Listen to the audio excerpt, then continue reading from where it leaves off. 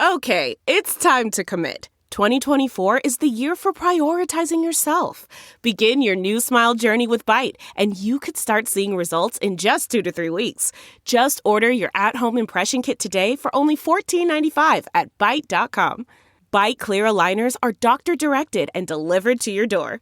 Treatment costs thousands less than braces. Plus, they offer financing options, accept eligible insurance, and you can pay with your HSA FSA. Get 80% off your impression kit when you use code WONDERY at Byte.com. That's BYTE.com. Start your confidence journey today with Byte.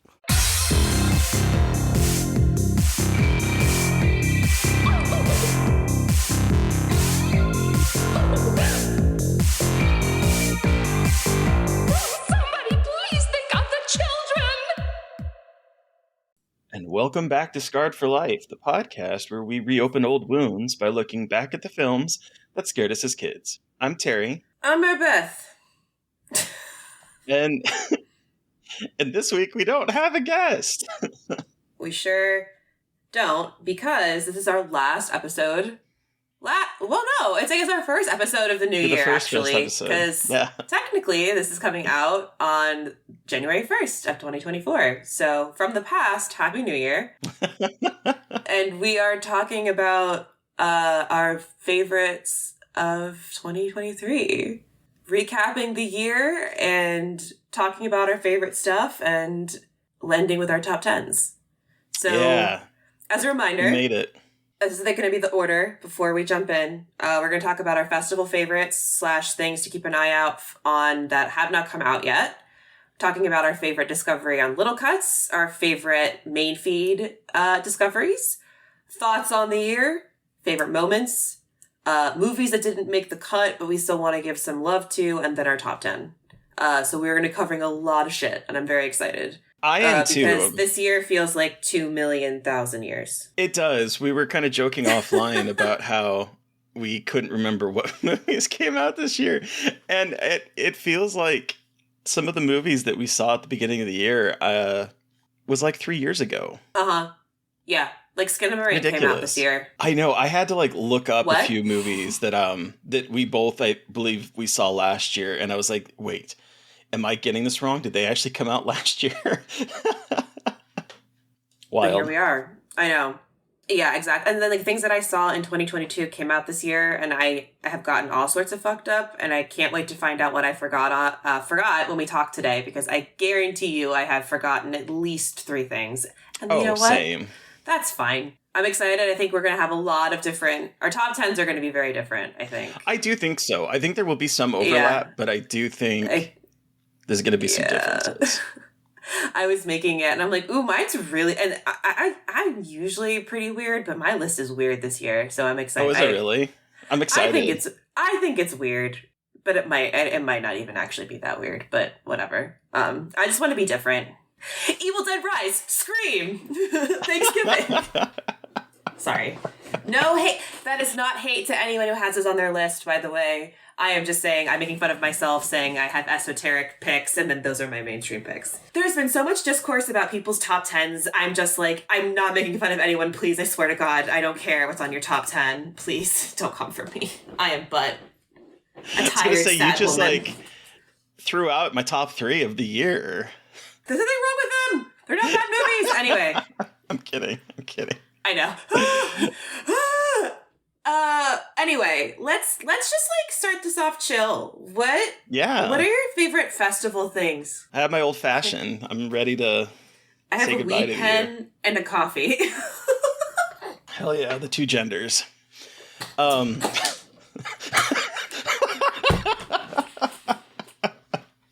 that was a joke. Gender is a construct. And there are infinite, but still. And I just shot iced coffee out of my nose, which is... I know, it was really funny. Anyway.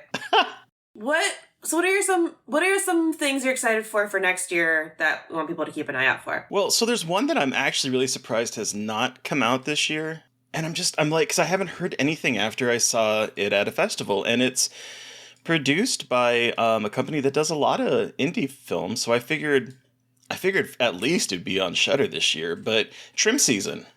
Yes, that's also on my list. I know that they're looking for distribution, but they're really hoping for 420. That's not confirmed at all, but I'm so fucking excited for people to see Trim Season.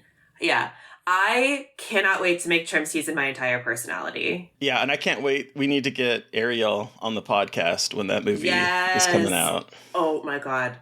I'm so excited. Suspiria in a wheat field. What more do you need, really? Like, it's just so good. And, like, the main witchy villain is so weird, and it's, camp. Wow. It's just incredible. It's such good vibes. Ugh. We don't see enough stoner chicks in horror. Like, we don't see enough stoner chicks, and I was very excited to see a movie about stoner chicks. Yeah. It was a great cast, great fun movie. I'm excited for it to finally come out, hopefully on 420 next year. That would be so nice. It would be. I have a lot. Ugh. So do I. I have so many. So you probably have more. I saw so much shit this year. I thought I saw a lot of shit this year, and then people are like, I logged 1,000 movies, and I'm like, I've never seen a movie in my life. So I guess... What's a movie? Who? There are some really, really good ones that I'm so fucking stoked for people to see. Frogman is one of the ones I cannot wait for people to see. That is the found footage cryptid movie about the Loveland Frogman in Ohio. And you saw that out of Popcorn, right? Yes, I saw it out of Popcorn. And I was stoked because it's creature feature found footage, which we all know I love. And it's... oh my God, I totally just blanked on his name. But it is his feature film debut. He's done a lot of shorts. Anthony Cousins. He's done shorts like I think he did some stuff in Scare Package. Yeah. He also did the short called, it's got a really long title. Every time we meet for ice cream, your whole fucking head explodes. And so he does a lot of like ridiculous stuff, but this is like a really interesting found footage movie about cryptids, and I'm so stoked for it to come out. I'm hoping it's next year, so I'm really excited for that one. Yeah, I've been excited ever since you talked about it. Yeah.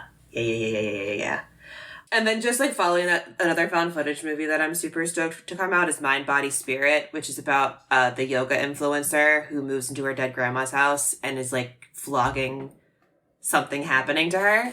And I saw that out of Panic Fest, I believe. And I love how they use like the kind of vlogging format and also how they use like Eastern European folklore for the possession rather than like your traditional possession story. And I really like how they handled influencer culture as well. So I'm really stoked for that to come out. I'm plugging my shit. I just released the Best Found Footage of 2023 list on Dread Central, and I mentioned a couple of these in that list at the end because they're not out yet, but I really want people to keep an eye out because they're really cool found footage movies that I'm hoping get an audience next year. Hell yeah. Yeah. Keeping with the found footage vibe, Tontine, which is a movie that who knows if anyone's ever going to be able to see. Yeah, that's right. That we both saw it unnamed. Yeah.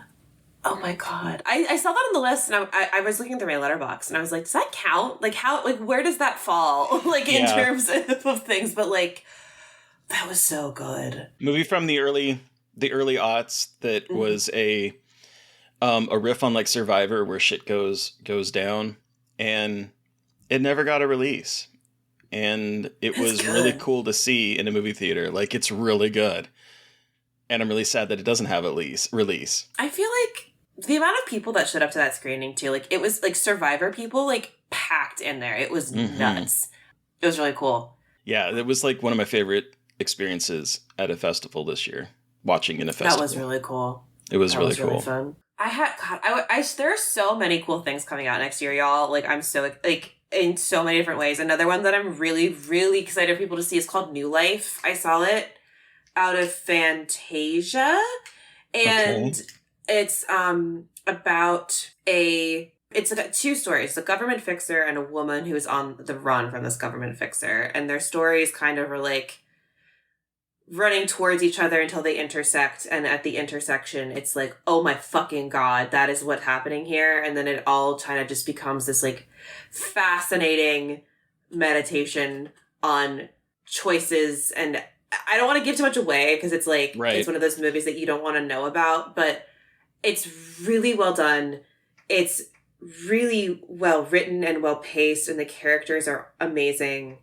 It's a really cool example of a male director really knowing how to direct female and create cool female characters. So that is what I'm really excited for people to see. Hopefully next year. All I know is the director is really cute. I'm looking up his IMDb information because I remember you talking about this movie because it has Sonia Walger. Yeah, she Penny from Lost / in For All Mankind, I think too. Yep. Mm-hmm. But it was something that like Kayla Heyer, friend of the pod, said like, you really need to check this out, and I was like, all right, fine. And I was so glad that I did because it's something special. So I'm excited for people to finally get to hopefully see it next year. Yeah, I'm really excited to see that one after you were talking about it. Yeah. I don't know where it's going, but hopefully somewhere soon. Yeah, hopefully. Another one that I'm looking forward for people to see that we again saw at Unnamed Footage Festival is Tinsman Road by Robbie Banfitch, his follow-up to The Outwaters. We saw a workman print of it, and it needs a little bit of editing, but I'm really excited Robbie, for it. Please work on it. Stop procrastinating. Yeah. It's really good.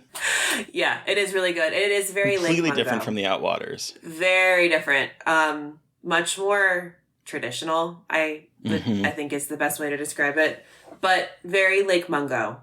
If y'all yes, I'm excited for that one to come out. Okay, I'm getting into all the stuff I saw at Fantastic Fest now is like this lump. So Fantastic Fest had so much good shit, and a lot of it came out this year, but there's a lot that hasn't come out yet. My favorite from Fantastic Fest was stop motion. The Robert Morgan movie about a stop motion animator played by Aisling Françoisi. I'm so sorry. I'm so bad at this is her name. But plays a stop motion artist who basically kind of spirals. And while it could be your typical like, oh, artist goes crazy, it subverts that in really fascinating ways. And it's really gross. And like, it just kind of hits all of your senses in terms of like, it feels like you can smell it and taste it, and it's just so one of those gross. Okay.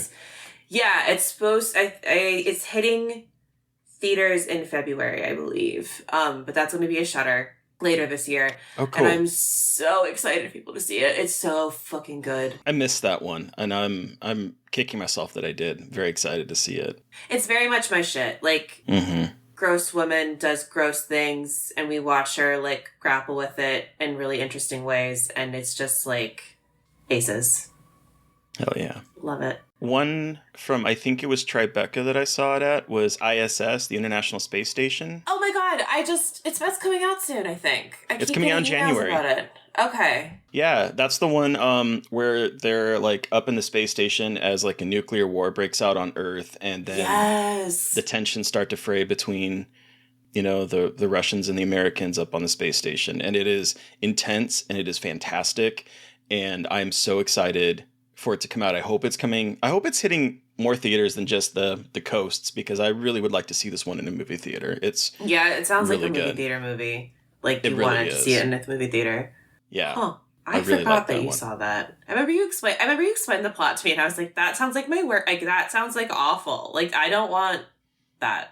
That sounds like a terrible viewing experience. It's really intense and has a great cast. That's right. Ariana DeBose, isn't it? Yeah, and so is Chris Messina, I believe.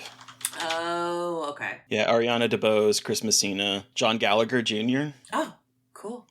Huh. Yeah, good cast.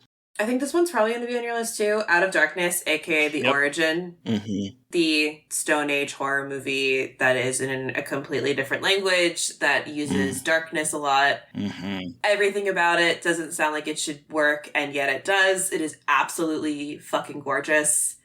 And it's very scary at points. Yeah. Really incredible use of sound design, of light, and mostly like lack of light. And it's something you should see in a theater if you can. I know that it's probably not going to be a wide theatrical, but like if you have the opportunity, it is a really good theater experience. Like I was lucky and I got to see it in theaters, but like it's really good in theaters. Yeah, I saw it. It's so good in theaters. I know. I saw it on a very compressed screener at home, which was kind of annoying because when you have a compressed screener, the darkness tends to have artifacts in it. It's so bad. But even though that was happening, I was in love with it. And I was like, man, of all the movies that I would love to see in a movie theater at Fantastic Fest, this would be at the top.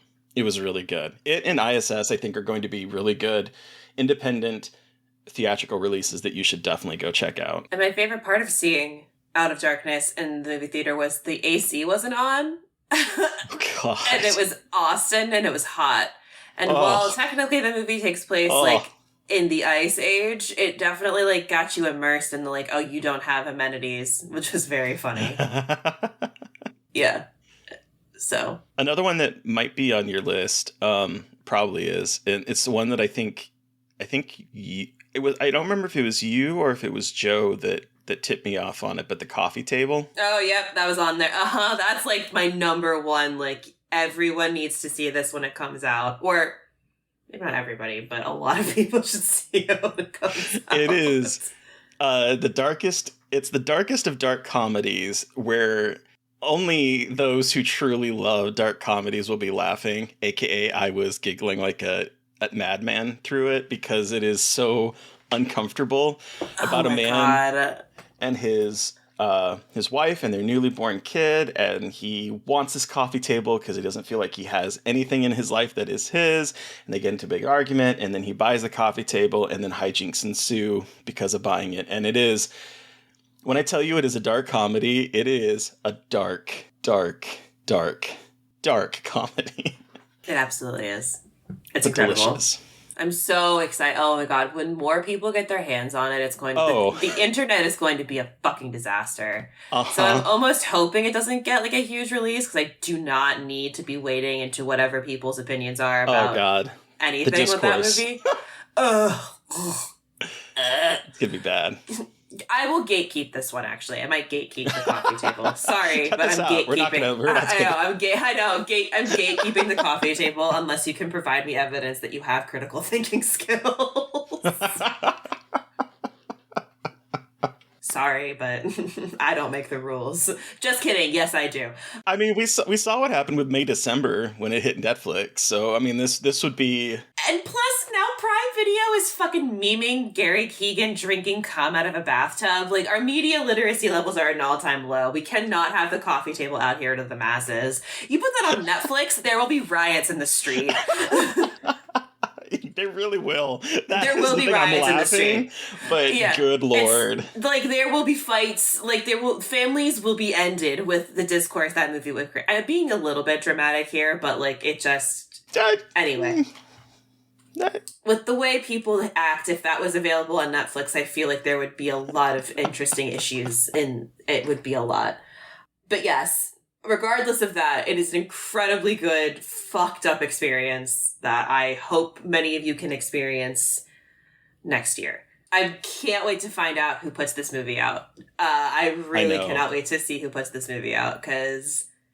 I mean, whoever does it is smart, because it's going to be one of those, like, incredibly TikToked movies about, like, the most shocking movie you've ever seen. But yeah, can't wait for that. And then my last one from Fantastic Fest is Infested. Spider movie.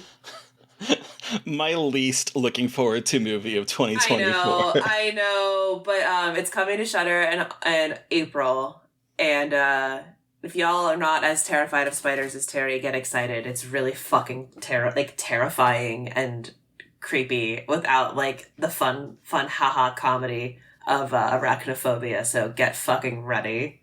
Listen, if I could have you and Carter Smith on Zoom, I might watch it. I mean, I would do that. That sounds like a great time. Carter, the ball is in your court. TikTok, Mr. Smith. Anyway, that's all I had. Okay, I'll rush through the last three. I saw Falling Stars at Fantastic Fest. Falling Stars, which is this, like, the folk horror witch movie that is just, like, really cool and, like, just a cool exercise in world building that I was really into. All You Need Is Death, I saw that from Beyond Fest. It is a Irish cosmic folk horror that is, like, absolutely incredible. Like, the way it all, like, culminates. Obsessed, cannot wait for more people to experience that. And then last one is called Auxilio, The Power of Sin, which is a rape revenge movie directed by a woman. Her name's Tamay Garategay. I'm so sorry. It's a Spanish language film, and it's about a woman who's sent to a convent to be punished, and then there's a lot of gay stuff. It's like nunsploitation and Suspiria meet to say fuck men. Okay. It's real good. It's real good. So yeah, that's it. That's all my shit. Hell yeah. Hell fucking yeah. All right, cool. Let's switch category.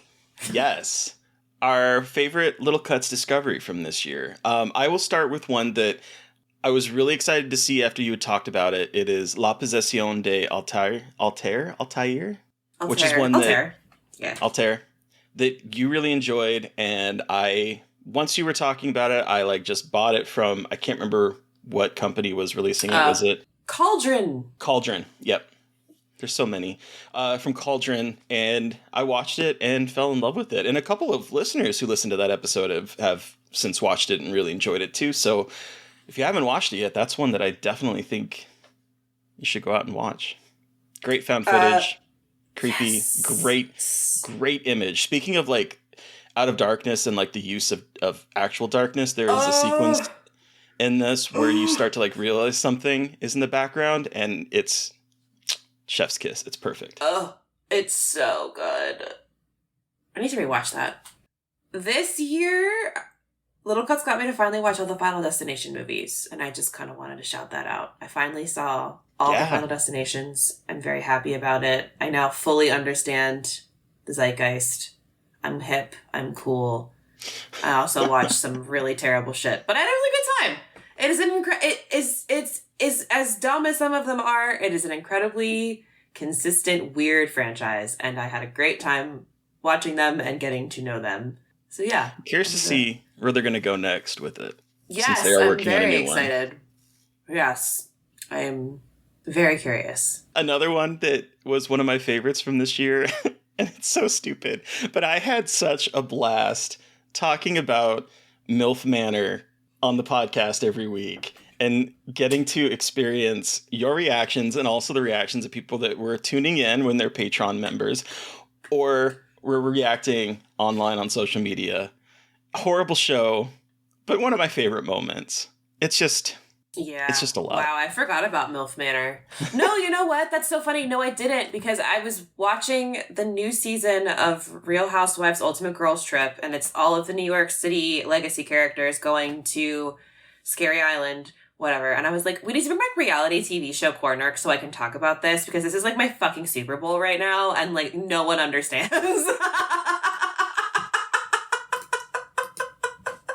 Second podcast, let's talk about reality TV, and I'll experience it for the first time. Like, exactly. I also was just like, I know we did most of Chucky last year, but we did the series this year, and I'm so glad that I got to finally watch get caught up and continue like to become in the cult of Chucky, like pun intended, because like it's such a fucking good franchise. And I never mentioned this in the podcast, and I'll mention this now. People in Japan love Chucky, and there's Chucky shit everywhere. I bought a pair of Bride of Chucky socks at a souvenir shop. Like, they had Chucky shit all over Japan. Huh. There were a couple horror movies that they always had merchandise of, and it was always Gremlins and Child's Play. Wild. So, like, that's so random.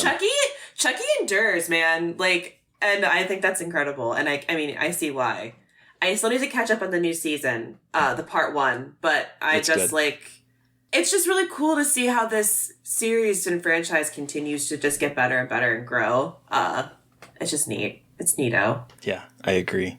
And then the last one that I have on here for favorites, and it wasn't really a discovery, but like it was just so weird that we both read it at the same time, and it was so good. Our Wives Under the Sea. The fact that we literally, yes! unbeknownst to each other, had started reading it and then talked about it on the same episode was just... That's so fun. Once again, testament to the fact that you and I are just soulmates, like, I know. In general. Like, once again, we share a brain. And I don't mean that in a cheesy way, even though it sounds cheesy. It's just fucking true. Yeah, wow. That's such a good fucking book. I should read that again. Book. Just kidding. I don't need to cry again. God damn. Between that and Whale Fall, like, Aquatic Horror was making us cry. Giving us existential crises. Yeah. You want to think about your family trauma? No? Too bad. Too bad. In the belly of the literal beast. Yes. Cool. My brain just totally flatlined for a second there. Jesus Christ. I am doing great. Cool. Well then, main feed discoveries. Yeah.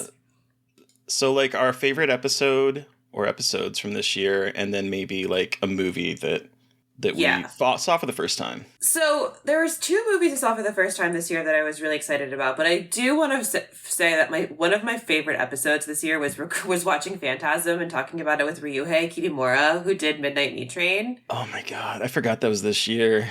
Yeah, that was early. That was like January, but I just like it was so special for me to talk to him just because of like my own relationship with Midnight Meat Train and like being able to rewatch Phantasm and like have such a really cool conversation about like dream logic and everything with him as like a big Japanese horror director, and just talking about like how cool Phantasm is. Like that was just such a cool conversation that was one of my favorites.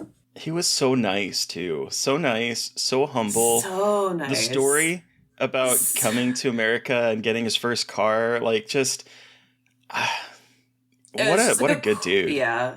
It's just so cool to have those kinds of conversations with people who are obviously like pretty famous and have done a lot of cool stuff, and he's just like super down to earth, and I greatly appreciated that conversation. So yeah. Yeah, so since we're going with episodes, I have 3 because I couldn't pick one. One of the ones is revisiting Arachnophobia with Chrissy Fox. That was so fun. That was the perfect way for you to revisit that, though. There was literally no better person to have revisited this for. Like, just the way it all came together with that conversation. Oh my god. Yeah, and she and I share a brain in terms of the fear, and it was good to like commiserate with her and hear her stories about filming Bury the Bride and dealing with giant spiders in the desert. It was a fun episode. That was a really fun episode. I love that. Then the discoveries, I loved our episode with Haley Piper, but I had never seen The Blob, and I finally saw The Blob, and now I am obsessed with The Blob. So I'm so glad I finally watched it, because that movie fucking rules. And that's all I have to say about that. It does fucking rule. It is. It's just one of my favorites of the 80s. Like, as someone who loves The Thing so much, it really should be in the same conversations as The Thing. Like, absolutely. It's so nihilistic, and Sharni, her name? She plays the lead. Our oh my god, I had it until I just lost it. No. Shawnee Smith. Our Shawnee fucking Smith. Incredible final girl. And also in the Saw movies. I mean, she fucking rules, Shawnee Smith. So it was just, thank God I got to finally see this movie and be obsessed with it. Absolutely. The other 2 episodes I wanted to give a shout out to. One is Eraserhead with Anna Zlakovic. I was trying to get a clip loaded up, and Riverside is saying, fuck you're not going to play anything live. So I can't tease you with the clip, but basically there is a moment in this episode where Mary Beth comes up with this glorious, glorious way to read what is happening in the radiator and the sperm dance. And it's perfection. And I really wish Riverside would let me play it. Am I wrong? You're not wrong. I'm not wrong. I was pretty proud of that, actually. And then the last episode I wanted to shout out was The Elephant Man episode with Michelle Yes, Garza Cervera. same. That was one discovery because I got to finally watch Elephant Man. And also, she's an incredible filmmaker. She directed Placera, The Bone Woman, which we might talk about later. Who knows? And she is an incredible person. And also just like our conversation about The Elephant Man was just so incredible. And that movie is so heart-wrenching. So that was one of those episodes where I just like really appreciated the different guests we have and what we're able to discuss. That was my other favorite episode of the year. And then for my favorite Discovery first time watch from this year for a made feed is like a 3-way tie, and I really couldn't decide. It was between Children of the Corn 3, Urban Harvest, Deadly Friend, or Dr. Giggles, none of which I had ever seen. Deadly Friend I'd never even heard of, even though it's a Wes Craven film. And what glorious movies. Yeah, those are glorious movies. I was also thinking about how we watched Time Masters. That was another contender for this year. When we watched Time Masters with Sam Barlow. Like, that shit was fucking nuts. I was so into that shit. Yeah. I forgot about that I forgot about that movie. That conversation was so good. I was, like, trying to not fangirl out so hard for Sam Barlow. Yeah. But what a wild-ass movie. I know. All right, so now let's talk about things that have been released. We're getting into the realm of our favorites of the year, what didn't make it. But before we kind of jump into that, let's talk about this year as like for horror as a whole. Yeah. What are your thoughts? Tell me. Well, honestly, I found as I was looking back at the movies that I saw, both like in festivals and releases, and I was like, this is really the year of found footage. Like, there's so many found footage movies that came out this year that were doing some really interesting things.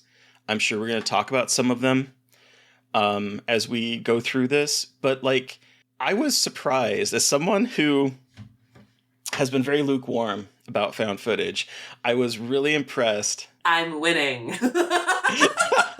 One person at a time. I was really impressed at some of the creativity that we saw this year, whether it's The Outwaters or whether it's Skinamarink or whether it's Chad Gets the Axe or whether it's Hell House is new. Like, there's so many really good found footage films that show that there are new ways of tackling this well-tread filmmaking style. You're sounding like me. Sorry. It just makes my being a goober aside, that makes me so happy because I agree. Because I put out my best found footage of 2023 list on Dread Central.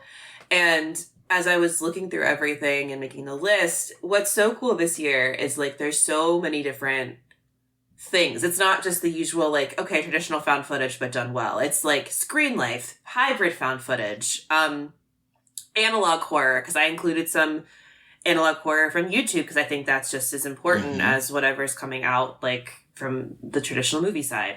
And so I think that it's so cool to see the different ways that found footage is being used too, and like that diversity of found footage.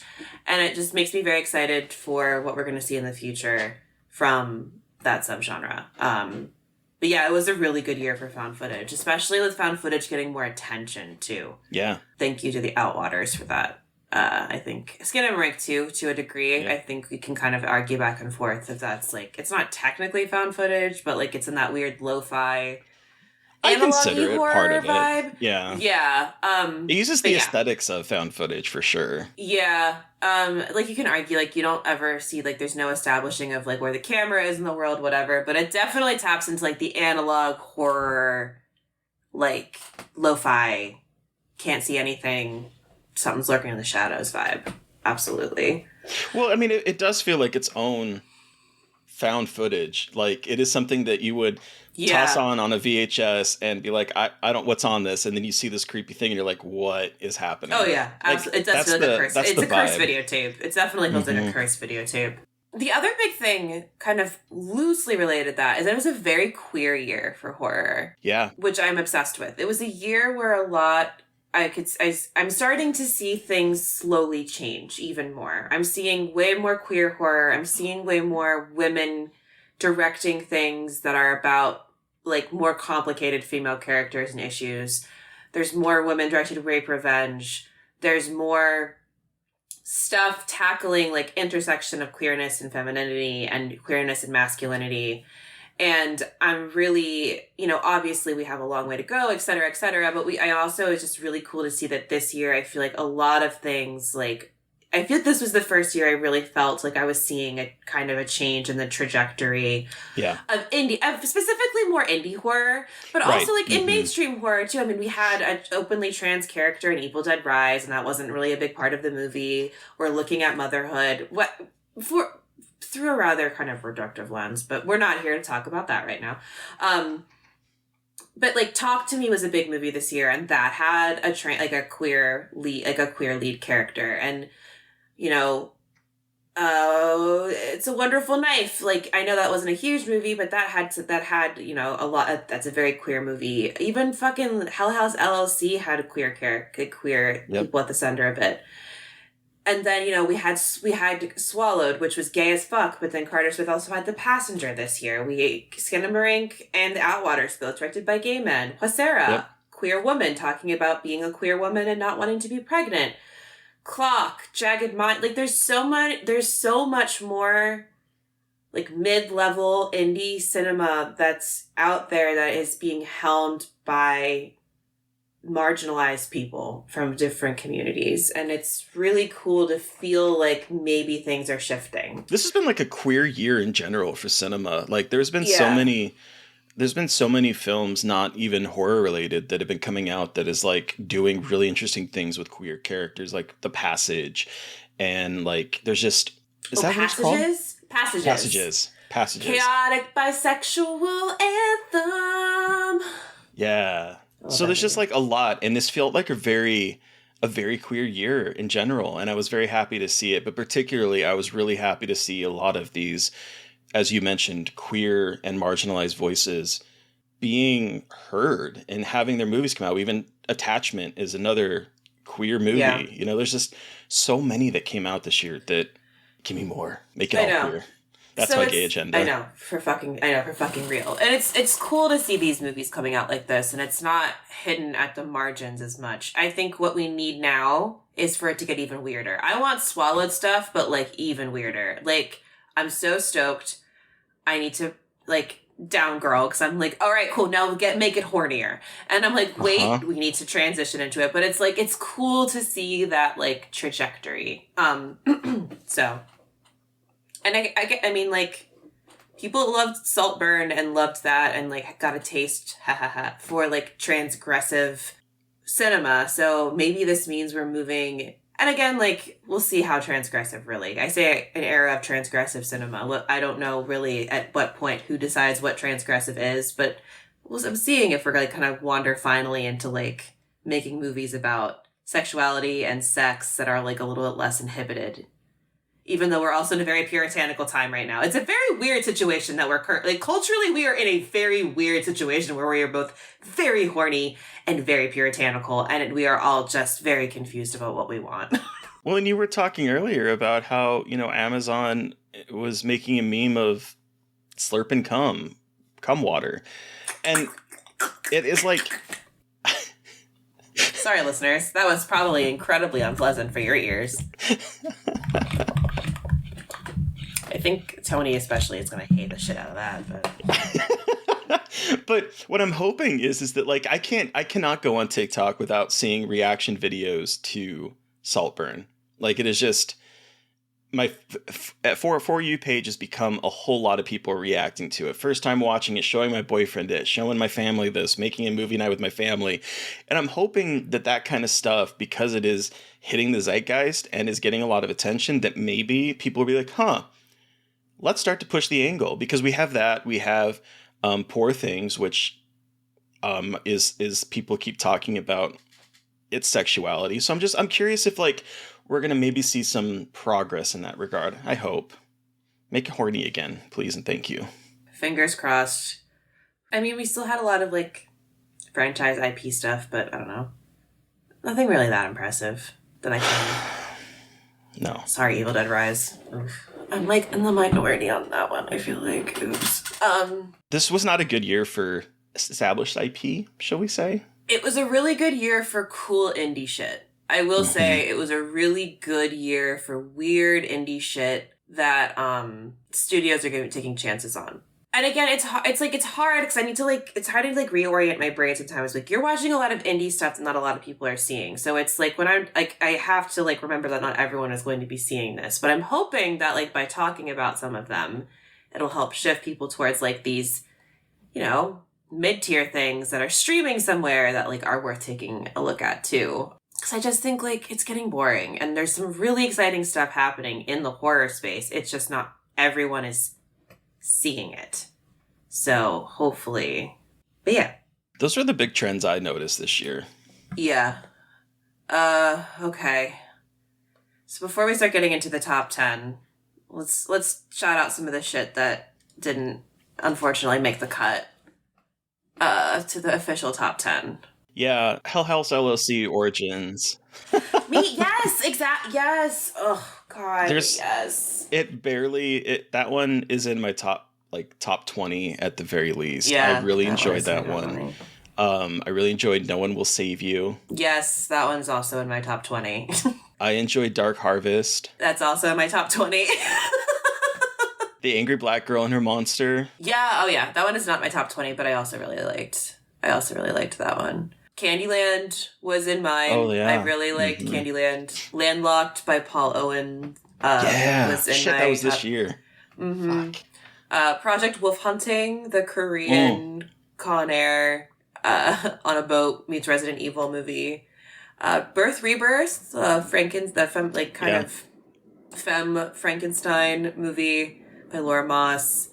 Talk to Me did not make my top 10. Cobweb did not make my top 10, but my top 20. And then Our Father the Devil by Ellie Fumbi, which is a rape revenge movie, but about a woman living in France after running away from living in Africa, and her abuser comes back into her life. And so that was one. And then a couple others, not my top 20, but I wanted to shout out was Daughter by Corey Deshawn, was a really weird cult movie that came out this year, but no one knew about it.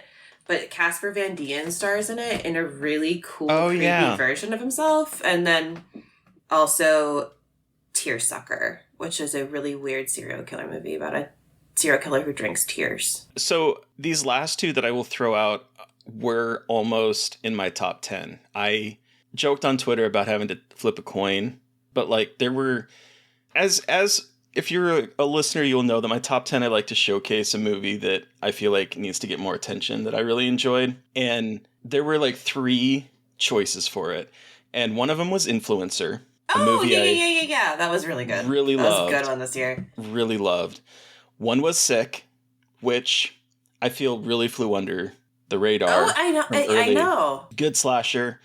Interesting COVID set film.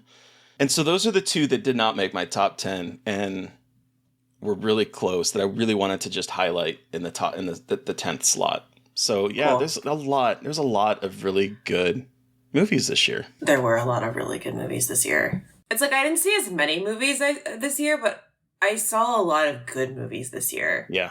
I think I'm trying to be a bit more discerning about the movies I spend my time on too. Sorry, but sometimes I only have so many hours in the day. But yeah, it was a really good year before we jump in for streaming, movies coming out on streaming platforms, not Netflix, but Hulu. So keep an eye on Hulu, and Hulu for movies, Apple TV for Apple Plus, whatever the fuck for TV. I'm telling you, Apple is killing it TV wise. I know. Okay, but without further ado, let's get this bitch started. Start with number 10. All right.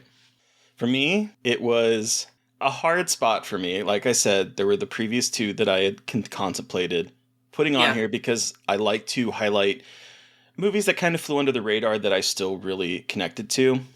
And this is one that I saw at Unnamed Footage Festival that once I watched it there, I went home and showed it to my roommate the same week. I've watched it now 3 times this year. It's Chad Gets the Axe. A movie that once I got home from the fest, I rewatched it laughing. I have seen it 3 or 4 times this year. And every single time, there's always something that I have missed previously that really kind of I'm focusing in on and notice. And it's full of all these little tiny jokes, and I just love the use of the running commentary that is by the audience, that is just like throwing additional shit at you that you might not even pay attention to on your first watch.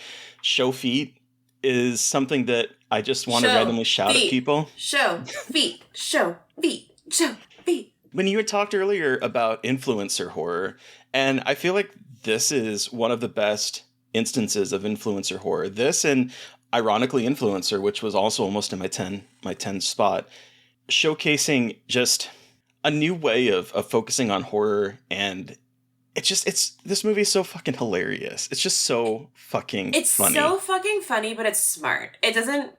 Yeah. I wrote about this today because I put that on Best Found Footage 2023 because, like, it's so smart in that Travis Bible, who directed it, who's on the show, he doesn't... So often, like, people are lazy with influencers. Like, oh, make them vapid and stupid, and that's all you need. And it's like, that's not it, though. That's not... it's not how you make a good influencer character. Yeah, they can be vapid and stupid, but they also need to have, like, a little bit more complexity than that.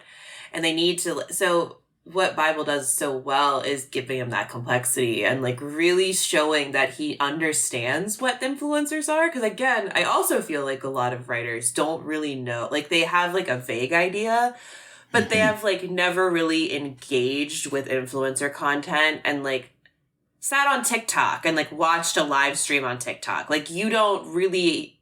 You think you know, but you don't actually have an understanding. But this movie, like, actually understands how the internet works. It's not like... It's obviously parodying it, but it very much understands the internet it's parodying. It's not, like, always punching down. It's like, no, this is how... Like, this is actually really funny because this is exactly how the internet works, and that is why it is so funny, because you understand exactly how people interact in the chat in a live thing, what people do on live streams. Like, it's just so smart in how it handles the subject matter. Exactly. So that's my number 10. I think it is so fucking funny. And I think more people need to watch it. What was your number 10? So my number 10 is Godzilla -1. Okay. I love this movie, but it's not higher up because a lot of the movies I put on this list this year had, like, a lot of the movies I put on my list this year were, like, put on my list because of, like, the visceral emotions I had. This was a very weird year for me. This was a very emotional year for me for, like, 1,000 different reasons. And so this year I usually do this, but this year was very much like, I want to use the movies that, like, really brought out strong reactions from me and, like, made me really feel something deeply this year. And Godzilla -1 did, but not as deeply as everything else on this list, because I think mostly it's the joy of seeing a Godzilla movie in theaters. You know what I mean? Like, an actual, like, I saw Shin Godzilla in theaters when it came out about 7 years ago, and now I got to see this. And to see Godzilla do so well, too, and also create such a incredible look at grief, PTSD, the Japanese culture, and seeing how they created Godzilla and did homages to Jaws. Like, it is... We all know how much I love Godzilla. There was no way it wasn't going to be in my top 10. And I was just so excited to see how fucking good this is and how they handled the subject matter. So yeah, that's Godzilla -1. Well, let's just go into my 9, because my 9 Godzilla -1. Okay. Is Godzilla -1. And the thing is that I've never really been a Godzilla girly. I think mostly because I've seen the Americanized versions of it. And this is a story that, like Texas Chainsaw Massacre is to Americana, it is a decidedly Japanese monster. And I don't think another country trying to tackle it is able to, at least America, is able to focus on what Godzilla really is. And so this was actually kind of my first introduction to, like, a Japanese version of this monster. I'm sure I've seen 1 or 2 of them growing up as a kid. Maybe that was playing on television, but I don't recognize it at all. And this made me a believer. I think the problem with the American ones, for the most part, is the focus on spectacle over, like, the humanity and the human characters. And the American kind of code is the blockbusters to have these giant monsters fighting each other, which is why we get Kong fighting Godzilla and fighting with Godzilla, and we have Ghidorah, and we have all these like monsters that are coming to fight, as opposed to focusing on the humanity and the human characters.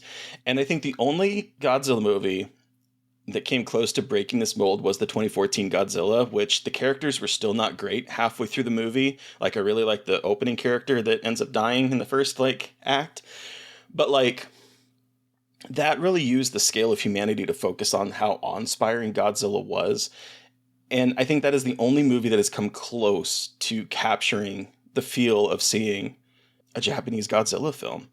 So this was a revelatory screening for me, because it used Godzilla as a metaphor for survivor's guilt and spent a lot of time on these characters. And it was about chosen family and being forced into found family angles. And as you mentioned, I also wrote down the homages to Jaws. I love this as an aquatic horror movie in spots.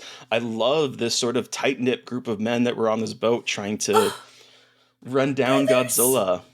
Brothers! I love them. They're just brothers.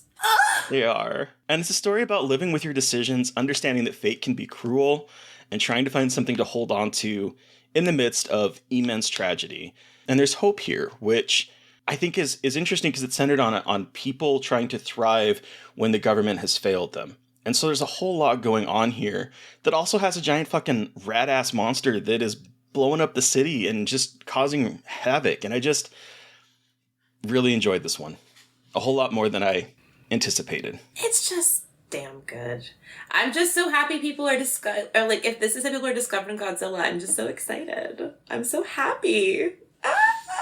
Welcome! I bought Shin Godzilla. I just need to watch it now. Steve and I just rewatched that a couple weeks ago because we just like put it on in the background.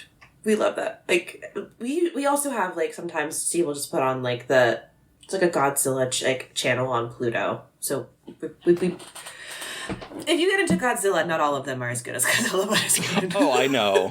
I've seen. It's so funny because I'm like, this is really good. Godzilla's really good. A lot of it's really stupid, but it's really good. It's really a lot of it is the same level as what we get in America, right? With just monsters fighting each other. Like, I get that. But when I think of like the greats, I don't think there's been a truly great American Godzilla movie. No, there hasn't been. Nope. So that was my 9. What about you? My 9 is Ennis Men by Mark Jenkins. Okay. Dark Horse. No, I had actually I saw this movie in March, and March was 6 years ago in my brain. So when I was making my list, I was like, oh shit.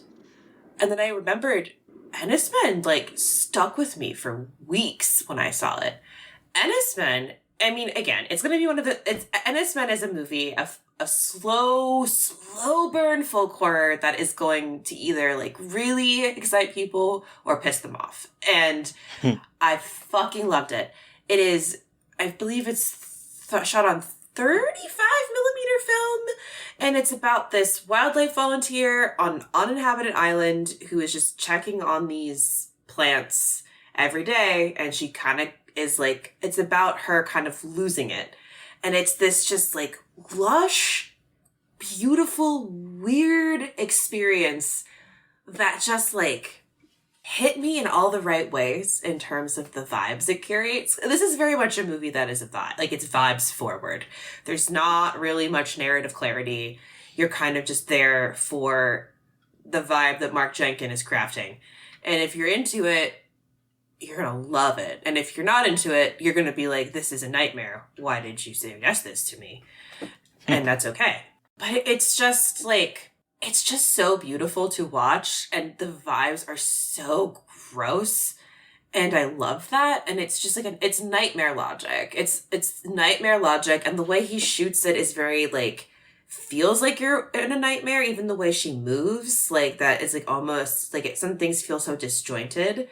And as you'll see in other films I talk about later, just the way that a lot of films this year evoked to me these weird primal oh God feelings were so interesting, and how a lot of this movie taps into this kind of almost primal fear of something happening. And I loved it.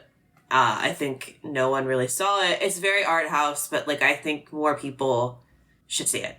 It's on Hulu, and if you want to just watch like kind of a weird folk horror and get like maybe a little high and just like vibe, I highly recommend it. It's really fucking good. Very much a me movie, and yeah.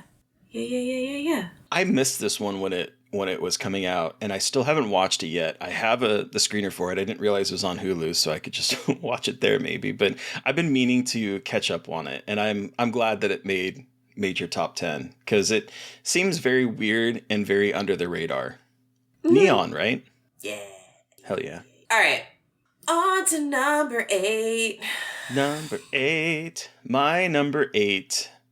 So sometimes loving a movie is noticing its imperfections and then slowly kind of coming around to appreciating them instead of being put off by them. Okay. And when I saw this movie last year, I was with it up until the final act, which completely changed its tone and veered from this sort of intense body horror into camp in the blink of an eye. And yet, I couldn't stop thinking of this movie and how audacious it was and what I was seeing on screen. And Mary Beth's face is like, what the fuck are you talking about? So my number 9 is Carter Smith's Swallowed. What? 9? 8? Is it 8? 8. Shit. I hit my weed pen and you said 9 and I was like, I'm sorry, I have forgotten how to count. Can you repeat yourself? So here's the funny thing. Like this movie has like flip-flopped in numbers and I moved it up to 8. So I don't think I changed my little notes that I had written down about it when I was looking at it. So yes, my number 8 movie is Carter Smith's Swallowed. Because it is like the audacious queer horror film that I've been wanting to see. I feel like cinema has been really safe for a long time, particularly queer horror cinema, where it's almost like we have to have like these perfect queer characters because we don't have that many. And so we put them in these things and we give them, we don't let them be messy. And I think recently we've seen a kind of a change on that. And Swallowed did things that I never expected to see outside of a porno, including fisting. But what I loved about this movie was the kind of love story that develops between the two leads. It's almost like a what if or what could have been that ends up being very quietly devastating. I love these two leads so much. And even though I do think the third act kind of doesn't completely work for me, I've grown to appreciate it more and more as I've watched it. And this is kind of the transgressive queer horror, as we were talking about earlier, that I would like to see more of. It's kind of like a more commercial and sentimental Bruce LaBruce movie caught up in like a stylish thriller with queasy body horror. And I think that's fascinating. And I do love that Carter Smith has kind of created this All the Dead Boys universe that he's starting to slowly work on. And I have had the liberty of reading something that might potentially be worked on that I really liked. And I really would love to see this world expand, because this is the cinematic universe that the queer world, aka me, is waiting for. So my number 8, Swallowed. I'll have more to say on that later. Let's just put it that way. More on Fair that enough. At 11. More on that. So what's your number 8 then? So my number 8, it's a divisive pick. AKA, I don't think anyone actually saw it. Megalomaniac. Okay. I told you, it's a weird list this year, baby. I was flip-flopping on this one for a bit, because I was like, it's a weird pick, and like, there's a lot of things about it that people don't like, but like, I have not been able to stop fucking thinking about this movie since I saw it, like, I don't even remember when I saw it a long time, like a while ago. You know what? I fucking saw it at Fantasia last year. Was when I saw it. And I haven't been able to stop. That's right. I saw it a long time ago, and I haven't been able to stop thinking about how it's navigating these like really fascinating intergenerational trauma dynamics and also like toxic masculinity and how that affects women and and like there's a lot of stuff you can say about it that is, you could talk about misogyny and everything, but I just think because it centers on this character of Martha, who is the daughter of a serial killer, and she has incestuous feelings for her brother. That's neither here nor there.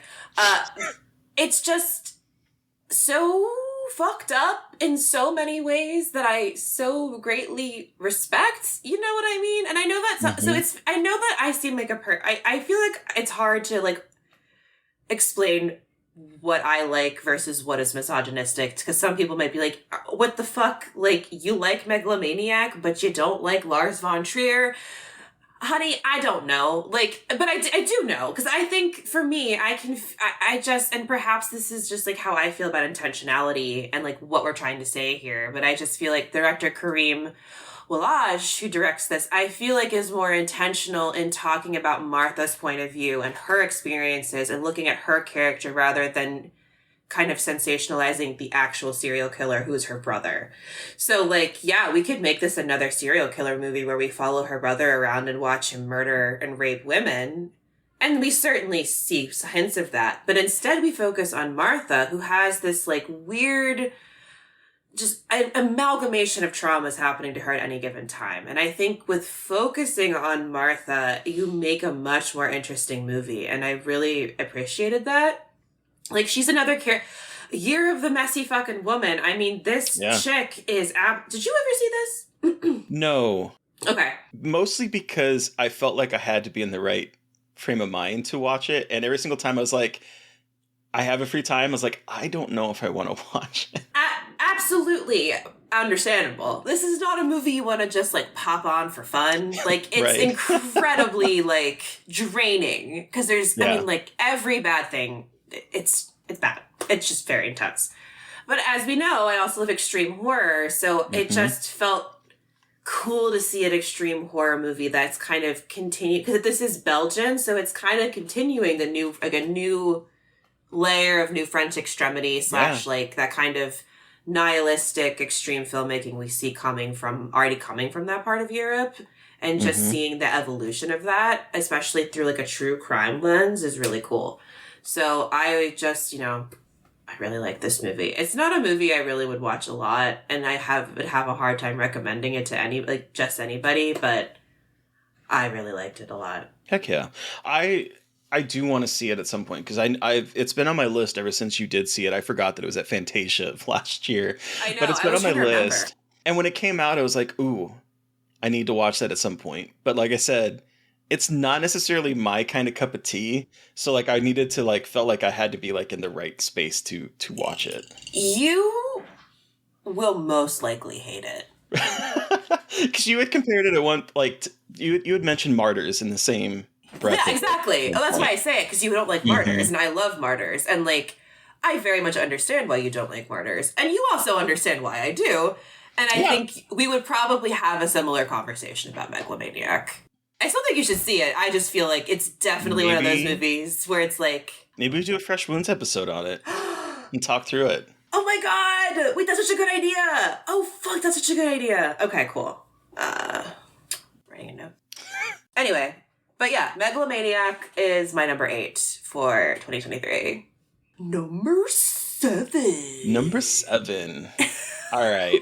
This one kind of surprised me that it's on my list, but when I was thinking about a movie, I just sometimes a movie is just so perfectly me. And I am often drawn to movies that are kind of like whimsically macabre and that kind of combine different genres of like fantasy and horror and that kind of thing. Like, I'll never forget the first time I saw Pan's Labyrinth, and it was like just in awe, because it was the first time that I had seen something that took like the darkness of fairy tales and horror and married them together in such a whimsically macabre way. And so fast forward to like 2019, and I saw the criminally underseen Netflix series Marianne, which blew me away and was again this like mix of whimsical and macabre. Loved it. And I wanted more from the series director Samuel Bowden, and then I found out he was making a movie called Cobweb, and I was immediately on board. Then nothing happened. They filmed it towards the end of 2020, and then silence, and then finally it was unceremoniously dropped in a very limited theatrical release on the same day as fucking Barbenheimer. Like... Sin. What the fuck? Sin. It's a sin. Because this movie fucking rules. I know it's not in my top 10, but like, it's so good. Not October Sorry, I'm taking over your. I'm October, so it's exactly. like it's a perfect. It's literally a Halloween movie. Like it's a Halloween movie. It's the perfect Halloween movie. It is, and like I wrote one of my notes to talk about was because it is a pitch black fairy tale set in a modern world that inhabits such a Halloween aesthetic. Like the fucking backyard is a pumpkin field. Come on, why isn't this coming out? Why not? Why the fuck not, guys? Oh, it's so good. It's also very vicious with a sequence spoiler alert, is ripped from The Swerve that like upset me in ways that like I was not prepared for in this movie, because at that point I thought it was going to be a PG-13 creepy kid movie, right? And then all of a sudden we're feeding parents fucking rat poison. And I think the way that it balances sort of like paranoia, the idea of a kid kind of being trapped under an authoritarian rule of parents, lonely child, pure violence. It works so well. And I think that Samuel Bowden is a very creative and very visionary director that needs more attention. And so that's why it's my number 7. I loved it. I loved it so much. And he has such a distinct perspective and tone. Yeah. And it's rare to see that from a director so soon, and I love that. And I mean, like, I know, like, he had Mary, like, you know, he used Marianne, but like he had that in Marianne too. It was like, and I love that dedication to that dark whimsy. I think it's so cool to see that, and I wish more movies adopted that kind of vibe and aesthetic. I think it's such a good one, and I think it's like it's perfect for YA. This is not a YA movie, like it's definitely violent, but it has it. But, like, parts of it do have, like, a YA feel. And YA shit has that dark fantasy vibe. So, like, why not tap into that more? I just feel like think that people are scared of fantasy, I think. I think fantasy is a word that scares people when it shouldn't. Exactly. But I also think that because it does feel like a YA thing, it makes the dark turns towards the end hit and be so much more impactful, because it doesn't feel like it's going to go into that direction. And then all of a sudden, we're fucking killing our parents. And then kids are being murdered, and it's like, it's a lot. And it's a very ballsy movie, and I loved it. Yeah. Hell yeah. What's your number 7? Horror in the High Desert 2 Minerva. Okay. Hell yeah. I know. It's so funny. I saw it and I was like, it sounds so funny on the list, but like, it's so goddamn scary. Yes, this is not the only found footage movie on this list, but we talk about how it's the year of found footage, and there was so much good found footage, but Horror in the High Desert 2 is definitely one of the best movies of the year because of just how well Dutch Marriage, friend of me and Tyrion of the show, and who came onto the show to talk about the movie. It's really impressive to see how he has grown as a filmmaker, because I loved Horror in the High Desert, the original, and everything that I think he probably learned / like kind of saw from the first one, he poured into the second one, and also into the third one he's working on right now. Because this is going to be a series of 5 movies. He's building this like massive world, which I think is so cool how he's using the series to build this world. And he's using things he learns to create like some of the most like fucking heart-pounding sequences I've seen in horror in a long time. Like when that cop goes into that fucking like barn, I thought I was going to piss my pants. Like... It's so tense, and again, like, talk about incredible use of darkness to hide and show things and keep them from you, but also sound design. And it's just, you saw it with me in the theater. Were you there to see it in the theater? I did not. It was unfortunately that last day. It was the closing night, because I saw it. I had seen it before, then I saw it in theaters, and that was an incredible loved to see experience. in the theaters. But I think this is just like, it's traditional found footage, but it's done really fucking well. You know what I mean? Like, it's it's not necessarily like, it's following like what you think a found footage movie is, but in a way that is so incredibly terrifying and really tapping into how to make this scary. It's not just like, here are the beats. It's like, no, I'm going to give you some scary shit.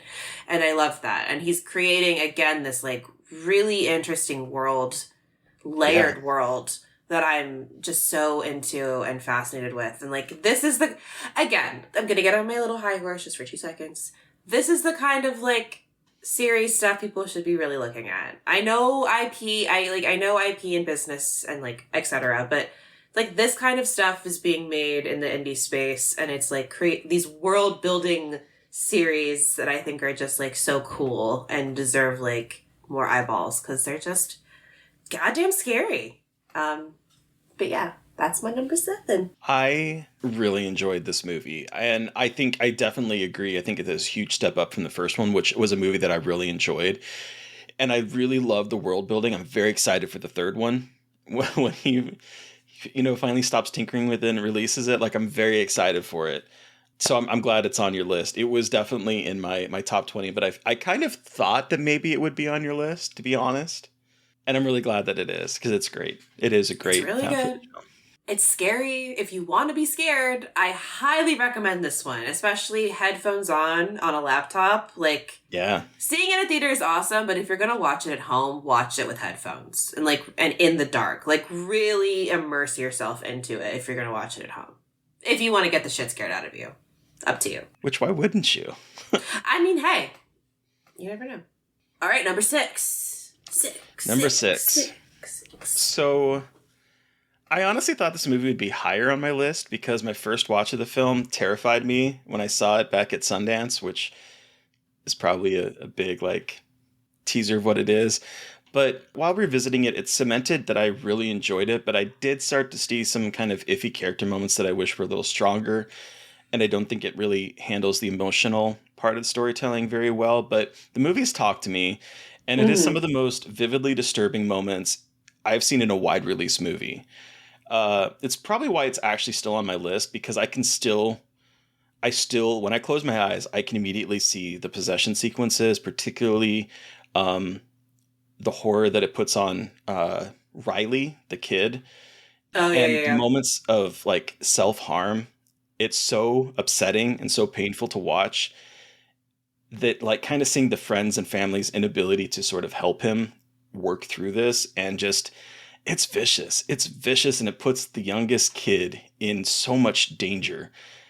And there's also some, like, sexually unnerving moments, like when the main character is unknowingly sucking on the foot of her ex-boyfriend, that just, like, constantly was like getting under my skin and just being like, oh, this is doing some kind of dangerous stuff. It's a very assured debut for the Philippou brothers, who kind of got their start as Raka Raka on YouTube, which is wild to me. The script is a bit iffy, but they do know how to stage a horrific moment in a way that I think successfully takes possession films into a new era. And I've originally called this sort of like the flatliners for a TikTok generation. And I do think that this film is smart, and I think it kind of puts forth a new directing team that I want to keep an eye on and see what they're going to do, because I do think they're only going to get better, in my hopes of hopes. So yeah, my number 6 is Talk to Me, which I know you said isn't on your list, but I did really like this movie. Like, it's in my top 20. I think it's really good. It did not resonate with me, I think, as much as it did with a lot of other people. And that's not a bad thing at all. Like, I think that the movie is really smart. I think it really does, like, I mean, it is, like, it hits that. And because the directors are younger, like, they really understand the audience they're making this movie, like a core audience they're making this movie for. And I love that. And I love to see how they're pushing the boundaries of what we see. Like, one of my favorite moments of this year is the possession scene from Talk to Me. Like, I yelled when I saw it at Sundance. Like, it's so incredibly tense and fucked up and just like, oh my fucking God. I just, like you said, it didn't hit as hard for me. But still, it's an incredible movie. And I'm so excited. Again, like, it's the best movie that had like one of the best movies that had a wide release that came out this year. And I'm so glad that A24 gave it so much support. I think that does give me some hope for the future of horror in theaters. You know what I mean? Like, it's not, it's not just IP and franchises. There's original stuff that we can put out there that's going to draw people to theaters, which we'll talk about a little later too. Yeah, I'm very excited. I'm really excited to see what they're going to do next. I really hope that. Yeah, I was shit talking a sequel. I was shit talking the prequel, and then someone said it was going to potentially be Screen Life, and I was like, put my foot in my mouth. I'll eat crow on that one. I will watch that. Oh yeah, no, I'll fully admit that. I fully admit that. We'll leave it at that. That could be fascinating. I'm curious. Yeah. I'm very curious. That'd be cool shit. So. An A24 found footage movie, potentially? Don't say that. I'm gonna get wet. I'm just kidding.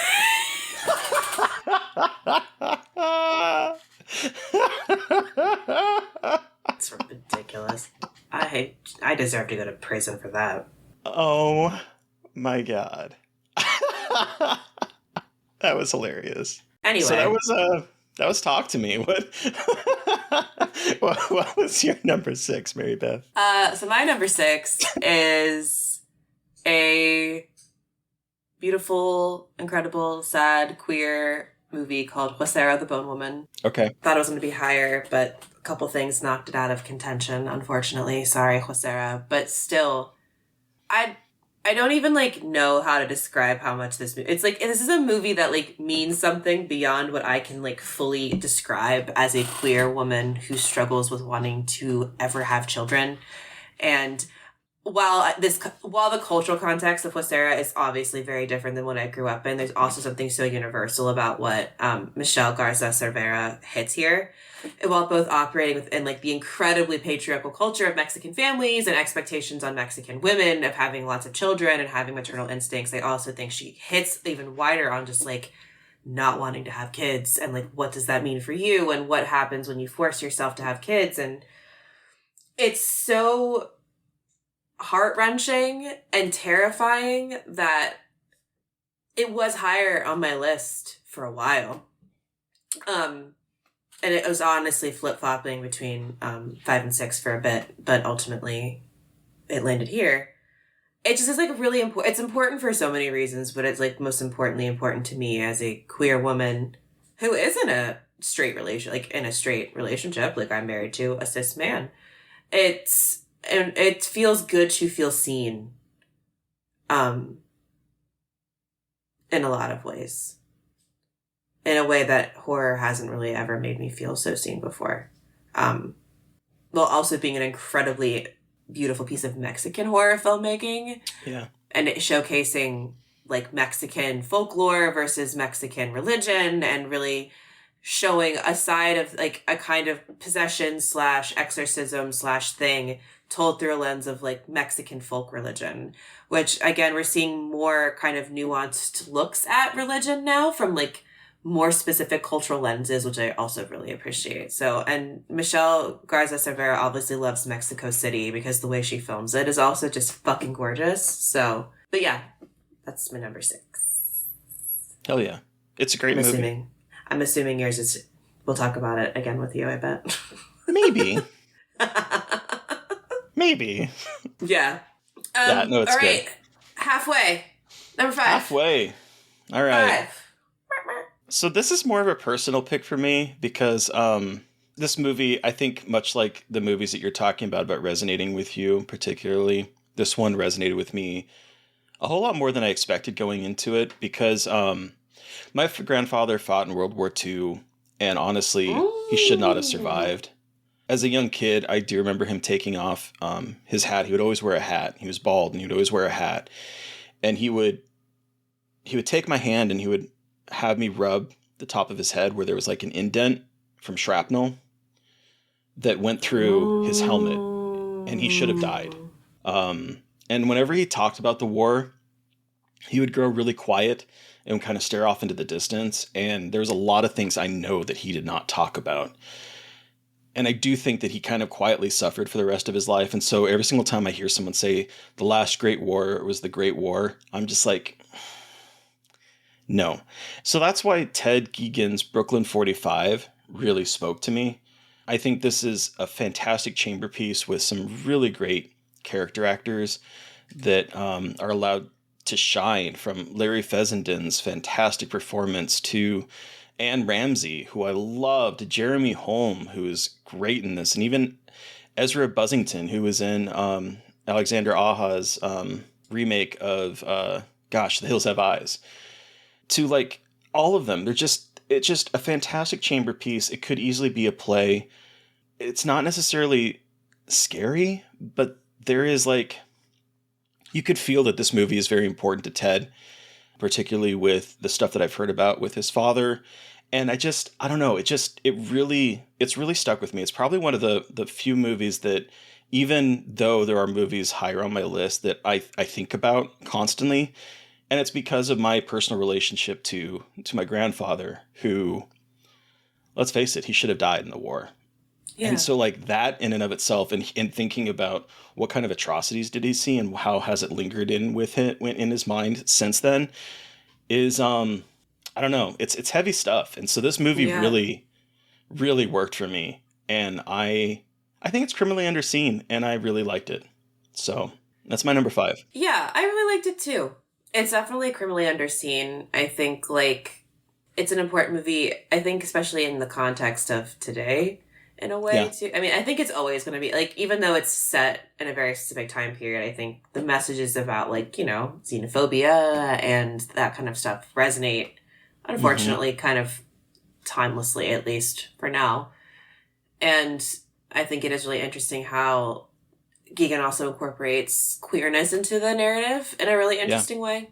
And yeah, it is a really incredible, like, single location chamber piece about, again, survivor's guilt. We talked about it with Godzilla -1, and survivor's guilt in this one too. Yeah, it's a really it's impressive. And I think the other reason is that like my family has always been like military. My dad was in the military. My brother was in the military. My brother has seen some shit when he was overseas, and it just like, I don't know. So like, coming from a family that has like a history fighting in wars, it's just like, I don't know. It really spoke to me.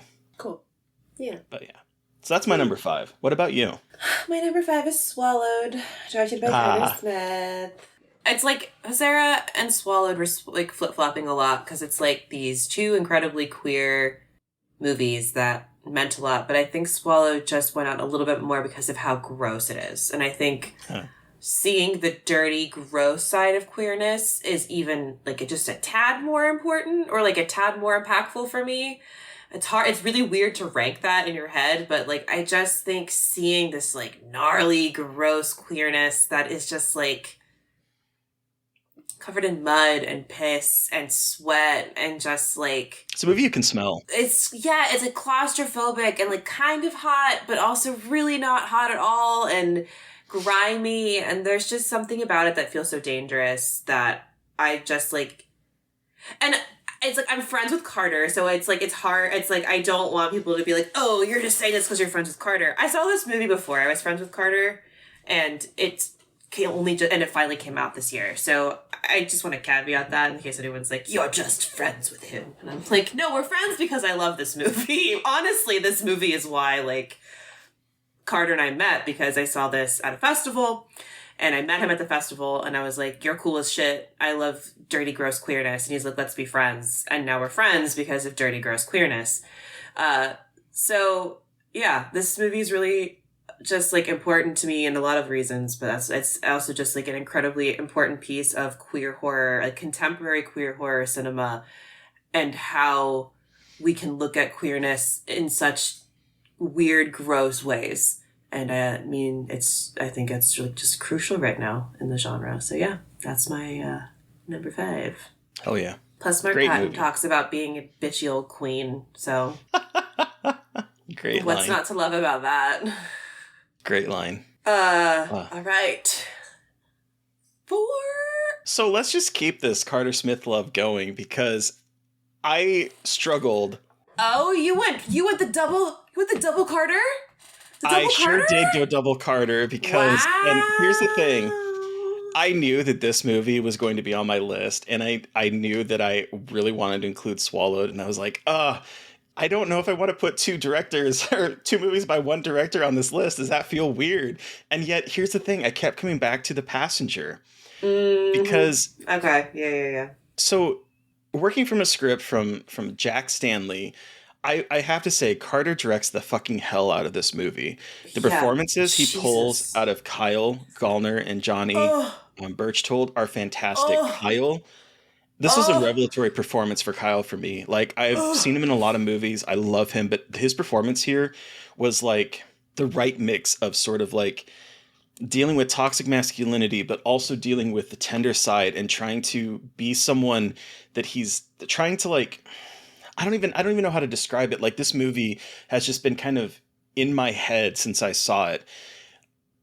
It's kind of an unconventional love story between the two men, even though there's no like on-screen romance between the two of them.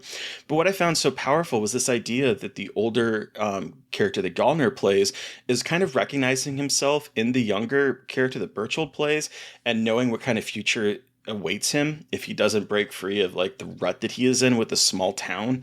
And I found the script to be incredibly heartfelt and genuinely moving, but it's also very vicious and it doesn't pull its punches.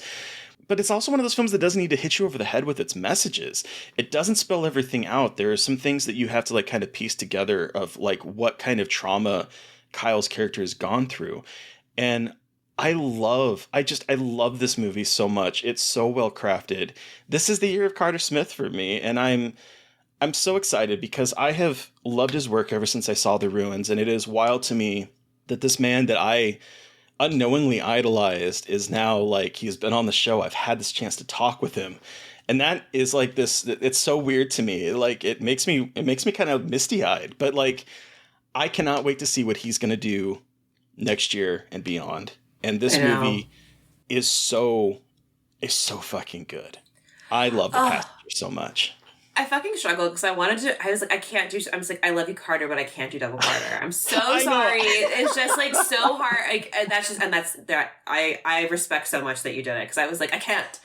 But this, like, I know. I don't want it to come across as like pandering, right? But it's like, these two movies are some of the ones that like have been lingering in my head all year long. Yeah, The Passenger is like an incredible look at toxic masculinity, like in a way that I've never seen before. It is such a beautiful look at like trying to push past it and trying to heal and make people better, while also recognizing that like you're fucked and like just trying to make things better. And it's for the next generation, really goddamn devastating, but so good. And like Kyle Gallner is like this hard yet soft, weird character that you really just want to give a hug and like maybe some chicken noodle soup and steal his sweater. I loved his sweater. Oh my God, I know. I wanted his sweater. So good. Such a random thing to say, but like his sweater it's a huge part. So lovely. Well, because the reason, like, he's wearing, instead of this, like, he looks like he's gonna be, like, a fucking skinhead, and then he wears, like, a soft green Grinch sweater. Like, it's so important to show that, like, he actually, like, literally that texture, like, that softness is, like, such an indicative, cool piece of characterization of, like, oh, no, this is not the guy you think he is. Like, there's something else going on here. You don't know what it is, but it's subverting your expectations. And it's so, like, I actually talked to Carter about this in an interview. I was like, I need to talk about the sweater. And, like, he explained, like, the sweater is necessary. It's, like, such a crucial part of his character. Anyway, that's me on a green sweater in Carter Smith's Passenger. Yeah, I love this idea that, like, it's so heartbreaking and so sad to see Kyle's character go through this, like, he knows that his life is kind of over and he feels defeated, and he sees this younger version of him that he wants to break out and to like break that sort of cycle of toxic masculinity, even though that he is full of it himself. And I don't know, there's so many smart things going on here. And like I said, while I think the script is absolutely fantastic, it is the performances that Carter is able to pull out of these two actors that it makes me see Kyle Gallner in a whole new light. And all I knew about Johnny was his like videos that I see in social media that I'm like, okay, it's cute. But like, he turns out a great performance in here. And so I love this movie. I could not, I knew this one was going to be on it, and I just could not leave Swallowed Off. Is basically how it came down. But that's my number 4. Cool. What about you? Okay, my number 4 is The Outwaters. Okay. It was going to be again, it's going to be higher. Other shit snuck in. But I saw The Outwaters 2 years ago, almost 2 years ago. I always brag about this, but I have to because I feel special and entitled. It's all I have. I was one of the first people to watch this movie when Robbie sent a cold email to me, and I said, ooh, weird found footage, and I watched it that night and was like, this is the next big fucking thing. Everyone needs to fucking watch this movie. And you know what? It finally came out this year to a lot of fucking attention, and I'm so goddamn happy because this is what found footage, like, this is one of the things about found footage that I love, that you can make fucking weird shit like this, that you can make a cosmic horror nightmare that is so weird and visceral and terrifying, and Robbie's just like really smart, and we've become friends after seeing it. But again, like, this is a movie I wanted to have on my list last year, and then was it last year? Was it last year? Huh? Mm-hmm. Yeah. I was like, Jesus Christ, what is time? I wanted to have it on my list last year, but it hadn't come out yet. And now I finally can, because this movie is like, chef's kiss forever. And again, outside of me, Robbie being close, it's just like, it's a movie that stuck with me ever since I first saw it, and was like, this is what found footage needs to be. This is like daring. It's what it's what happens after a found footage movie is over. It is this like insane descent into just like a mind-melting miasma of chaos, and all captured in first-person perspective. And it is just harrowing and so incredibly smart. And I have We All Die in the Dark, like, in blood above my fucking, like, on my wall. It's just, yeah, I think it's just like a really special piece of found footage and 2023 cinema. So, yeah. Well, I think we should go into my number 3 then. Cool. Because my number 3 is The Outwaters. Yeah. And here's the thing. When you raved about this film, I was dubious. Mary Beth, because, again, you love found footage so much. And I'm warming up to it a whole lot more than I used to be. You have 2 found footage movies in your top 10, my baby. I have won you over. That's fair. That is fair to say. But so the thing is that, like, you loved it. I was like, great. And then I you were like, I don't know if I will, though, because that bitch loves some weird shit. Well, I'll be honest. I saw the trailer. It's like, I don't really know what is going on in this trailer, and I'm not really 100% sure that it's for me. But then I got a copy, and I watched it, and what I love about this film is that it is cosmic horror to a T. It takes you into a world of hell and then sort of confounds you and terrifies you in equal measures. It presents like this unknowable world, and we only get brief glimpses of it. Intestinal snakes lunging towards the camera, a massive thing that we only get to see like with a microscopic blade of light. The cinematography is so stunning. I love when it starts to get really weird and it just sort of flips upside down, and we're like zooming through the main character's mom's house, and we're across this land that turns this desert location into kind of like an ocean, almost like an ocean of just pure isolation. And I think it pushes further than most found footage movies do. You mentioned that it's sort of like what happens at the end. And the third act is, I literally wrote this down in my notes, is that what happens after the characters have vanished. And it forces the audience to watch like the disintegration of both sanity and body.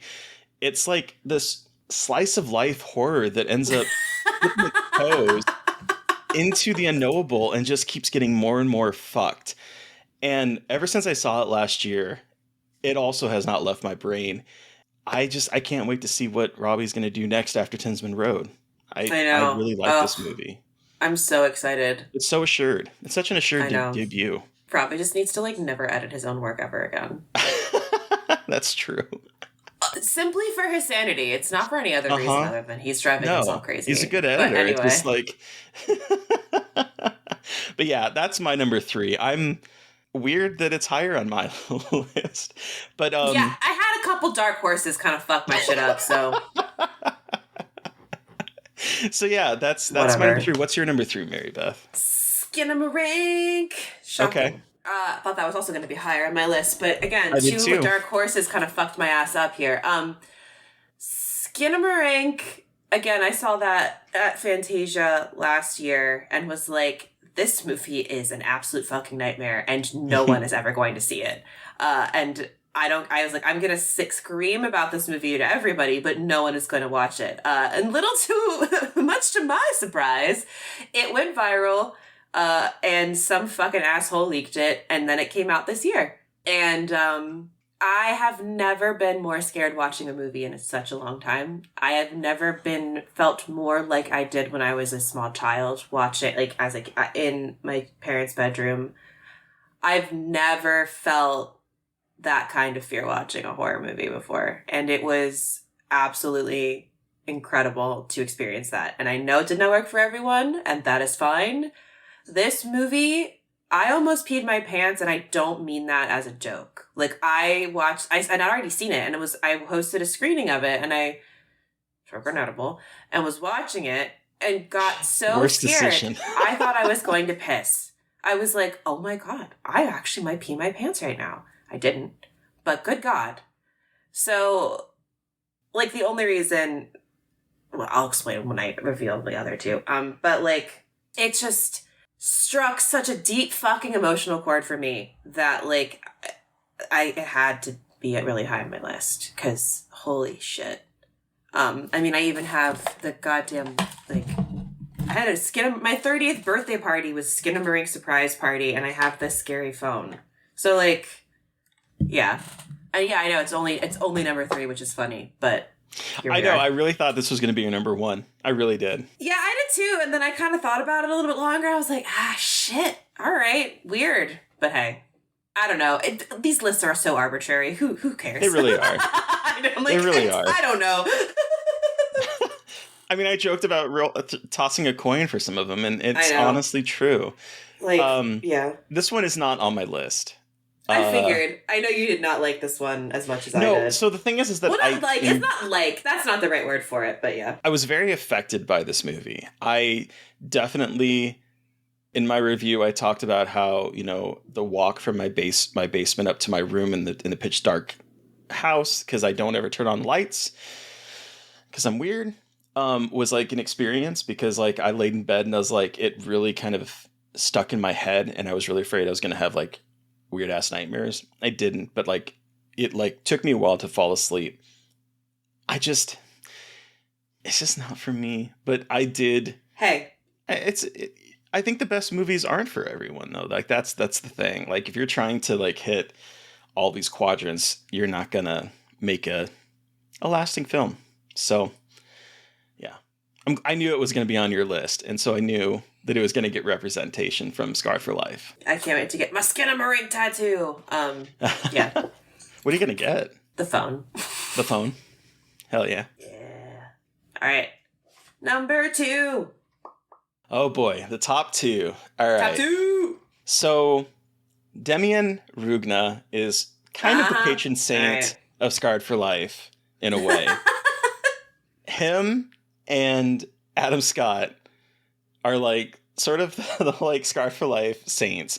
And if I wanted to drink every single time Terrified came up on the podcast as a movie that terrified one of our guests, I'd probably be drunk if we went back and counted. We've covered it for our inaugural episode of the Patreon's Fresh Wounds, which if you're not a subscriber, you should go subscribe and listen to it because it's a good episode. And it's a lot more of a conventional story, but it takes what made what made Terrified so thrilling and adds a stronger story and some fantastic world building. I love that it's set in this world where demonic possession is simply a thing.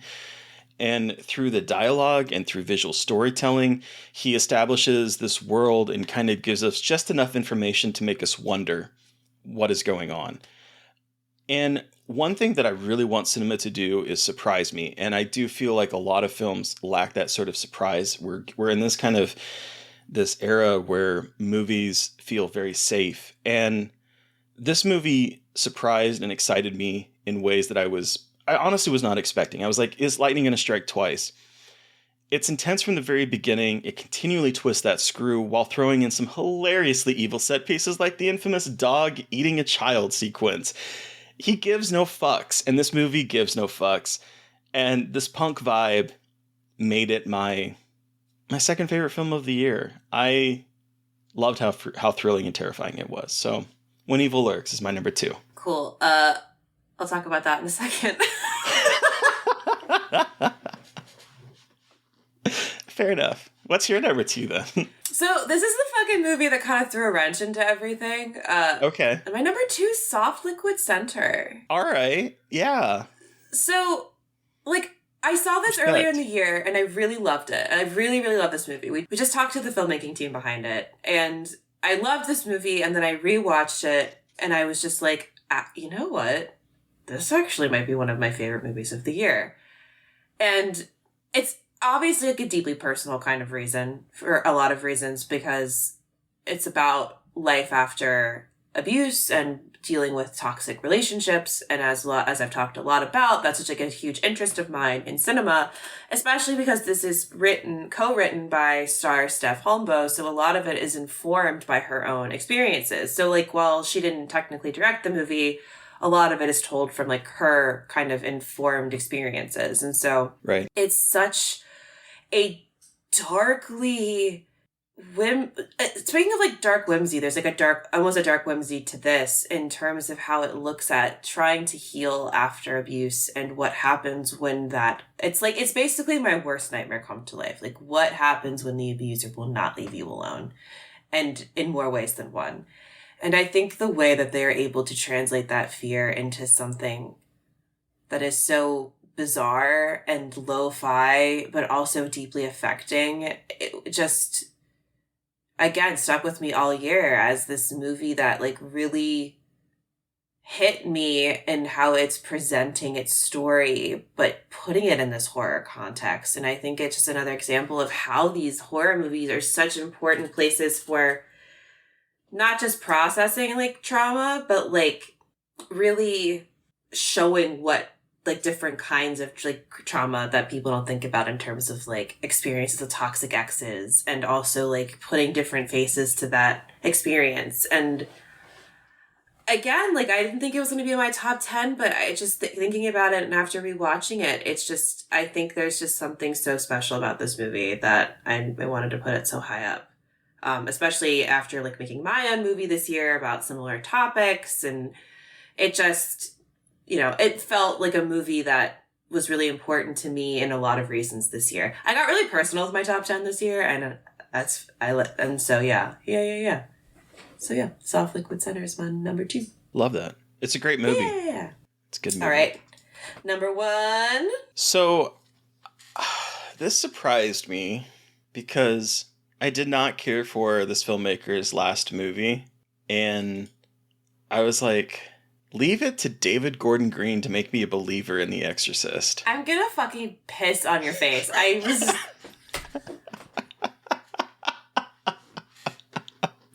You had me for like a couple seconds, and then you said David Gordon Green, and I was like, fuck you. Fuck you. I honestly have not even seen Exorcist Believer yet. Oh, even funnier. Wow. Yeah. Jesus I had to look up. I was literally looking up. I was like, what is the title of this movie? Because I knew it was Exorcist something. Oh my God. So there we go. No, my favorite, my number 1 is Huesera the Bone Woman. Okay. I was like, wait, is it really not going to be Huesera? I was like, oh, what? And then, fuck you. You had me in the first half, not gonna lie. So there's this moment in Huesera where the narrative takes a turn and goes into the past to show us Valeria's teen years. And moments like this typically do not work for me, much in the same ways that I don't like prequels. But this moment recontextualized everything that came before, as we see Valeria as a queer, rebellious, anti-establishment, punk teen listening to rock music and being in love with a woman. And it was at this moment that Huesera became not a movie about pregnancy or unwanted pregnancy for me, but became about compulsory heterosexuality. The undesirable pregnancy is just a symptom of the much larger issue in which a queer woman was forced into hiding her queerness and accepting heteronormativity as a way of life. And it adds such like a heartbreaking element to the film, because the demon becomes what Valeria is confronting this demon about her own heteronormativity that she's dealing with as a way of life. And I think it really frustrated me this year when I saw a lot of reviews that kept talking about the horrors of pregnancy or unwanted pregnancy, because I do think this movie delves deeper than just a pregnancy horror film. Absolutely. It's definitely on the docket in this movie, but I think that it is merely a symptom of something deeper that she is exploring. And not to promote my site, but one of the reasons I loved reading Purpurina's article about Hoysera that she wrote for this year's Pride fundraiser, where she talked about compulsory heterosexuality and this movie, and it got me thinking about how too often queerness in horror is seen as like the horror aspect of it, particularly with like older films where we see like queerness or queer subtext is introduced as sort of the other that must be vanquished so that heteronormativity can survive. And here, the horror is actually coming from that idea of forced heterosexuality and the brave decision that she makes by the end to leave stability, to leave her family, to leave her husband, to leave this traditional thing of what society says we should expect for women to pursue an unknown future is an antidote to those movies for me. And so I do think this movie is a whole lot more than people kind of give it credit for. And it does have some very frightening moments and some evocative imagery. And I cannot stop thinking about this movie and the implications of what it's trying to say. And so for me, that is why, on a very personal level, this is my favorite film of the year. Hell yeah. Hell yeah, hell yeah. Yeah. And shockingly, as you probably have already guessed, my favorite film of the year is When Evil Lurks, which was actually also a surprise. I legitimately thought like Skinamarink was going to be my favorite movie of the year, Same. And these two fuckers were like,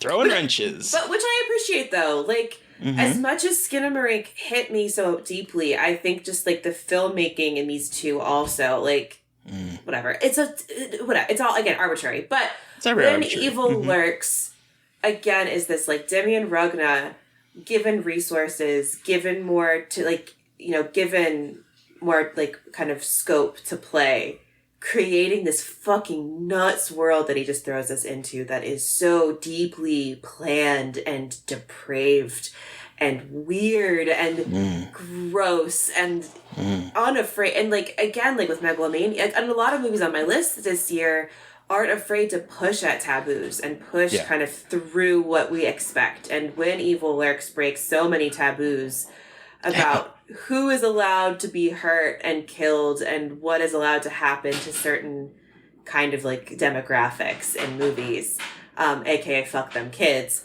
And fuck them kids. I think there are obviously some kind of questionable politics around disability here, and that's like that is I just kind of want to like earmark that just so people know like I love this movie. It is not without its problems. I think there's some like.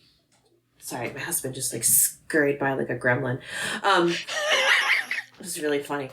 But I just think Demian Rugna just like knows what he's doing so well, and the way that he so assuredly creates these worlds. And it's like I see this, and like I hold this kind of next actually horror in the high desert, just in terms of like making these really interesting worlds that you want to be a part of and know more about, and really getting you interested in the lore. I think there's people complained about like lore stuff, but I'm like, no, this is my shit. Same. It's like I love being just like thrown into the middle, and they say things like like they just are, people know them, and you're like, and I just love being able to like be a part of that world and join the characters and piecing stuff together. I just like.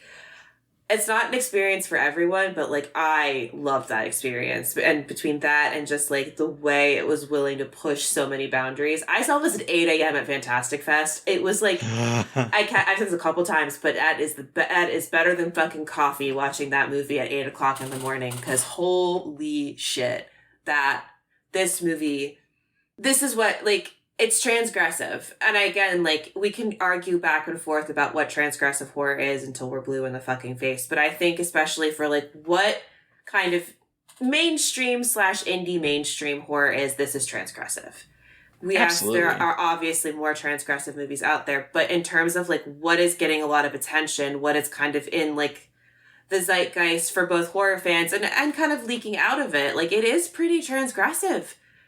It is. It is incredibly transgressive. And I think that it's a really cool sign between like this and with Megalomaniac. Like I'm hoping that even though we are sitting within a pretty squarely puritanical weirdly puritanical kind of media situation right now, it does feel like kind of horror, as is always true, is starting to move in the opposite direction of pushing more transgressive boundaries. And I'm just like so fucking excited to see what this continues to look like for the genre. So, I mean, like, fucking Skinamarink made $1 million at the box office this year. Like, are you fucking kidding me? Like, wild. Talk about transgressive theatrical cinema, like, in a different kind of way. Obviously, people are hungry for something that's different, something that's weird. And I think, I mean, look at our top 10s. Like, weird is what people want. Or, I mean, I shouldn't speak for everyone, but people love weird. We shouldn't be afraid of weird and of different and of original and of disgusting. And I think we're seeing a trajectory of that right now in the indie space. And I'm hoping that kind of either leaks out into more mainstream or that people who are seeing stuff, like, more people will flock to it. Especially as, like, you know, we have more TikTok people. I mean, like, speaking what you will about TikTok influencers, they are spreading the gospel of some of these movies. They sure are. To which, like, I respect that. You know, I'm not, like, whatever you feel about that, there are big people spreading the word about movies like this, and that kind of gives me hope for maybe what the future of horror might look like. So, the one thing that came to mind as you were talking was the way that it sort of throws you into the world reminds me a bit, we've talked about fantasy, reminds me of reading a fantasy novel where, like, you're just sort of thrown into a good fantasy novel, I should say, not one that explains every little bit of piece of knowledge to you, but a good fantasy novel that sort of throws you into this new world and expects you, keep up, let's just go. We're not going to fill everything in. You don't need to know everything. And that's what I love about this movie as well. I love that the world building is just so absolutely fantastic where it leaves you wanting more. Like, I would love to see another movie set in this world. I know. I so badly, like, I want to see what it's like in the cities. Like, I want to know what happened everywhere else. Which is, like, the hard part about making a world like this, because then people are like, I want more. And you're like, I didn't want to write more. But it's like, but you gave me too many thoughts and ideas of things. So, yeah, man. Demian Rugna really knows how to fucking scare people. He really does. And he's really good. He's a really nice guy. And I think I said this before, but I'll say it again. I ran into him on the elevator stoned with an armful of fast food in my hotel in Austin because he was coming back from something and I was writing in my room and I ordered late night food and him and his wife were got off on the same floor and he was right across the hall from me and I was absolutely zooted. That's hilarious. It was really funny. He's someone I would love to chat with. Yeah, he's really nice. He's really funny. He's just like, I said, hi, nice to meet you. He's like, hopefully you're not scared of me. And I'm like, ah! So yeah. Yeah. Oh yeah. Okay, so we had a little bit more overlap than I expected. We did. I also love that we had, like, none of us, we didn't have, like, any of the franchises in our list. Here's the thing. The more I thought about Scream 6, the less I liked it. I think it pulled its punches. I know. That's the thing. If you think about Scream 6 too hard, you start realizing how much you don't like it, which is why I've not really thought about Scream 6. I'm like, no, I don't need... I liked it. I don't want to think about it any harder because I don't want to fully ruin it for myself. But yeah, yeah. And I'm sorry, I didn't like Evil Dead Rise as much as everyone else. I did not like it. I thought it was fine. Yeah. But again, it was a really good year for, like, original weird-ass stuff. So, like, if you listen to this and you're not a big horror, like, you're not as big in... You watch a lot of, like, horror, but you don't dive into indie stuff as much, maybe this is helpful to help you start diving into some more indie stuff. Please, yeah. Hopefully. Absolutely. Yeah. I mean, wow. I cannot believe it's the end of 2023, and we're now wrapped... That's very... Or not 2024, beginning / end of 2023. Yeah. I mean, we're on the 28th as we're recording this, so it's the very end of the year for us. And I think this was a really interesting year. It was hard. It was hard for me to make this list, though, because, like, while I think that some of my top 5 was easily locked into place for me, there was a lot of really good stuff, but there was a lot less of stuff that was like, ooh, this is definitely going to be on my list. This was definitely going to be on my list. You know what I mean? Like, it was weird. Yeah. I can see what you mean about that for sure. Great stuff. I'm not disparaging any of the films that came out this year. I also think, like, a lot of the stuff that came out in theaters was just, like, very mid. Like, you know very what I mid. mean? Like, there was just, like, a lot of very mid stuff this year in terms of, like, the bigger releases for the most part. Sorry. Yeah, this was no Barbarian year. No, it was not. Yeah, I think that's what's hard. I think 2023 was a really good year for, like, smaller releases. I think this was the year where a lot of things, like, there was not a lot of big, like, theatrical stuff, except for, like, Skinamarink and most of those were limited releases, too. Yeah, so it's just, like, I think this year was, like, the year kind of showing, like, indie horror streaming on, like, Shudder and other places is, like, there's some really cool stuff happening in those spaces that are worth checking out more than what big businesses think. It makes me curious to see what's going to happen next year, because we did have such a long strike between the writers and the actors that, like, I know it's going to be indie films could be big next year. I'm curious. Watch my movie.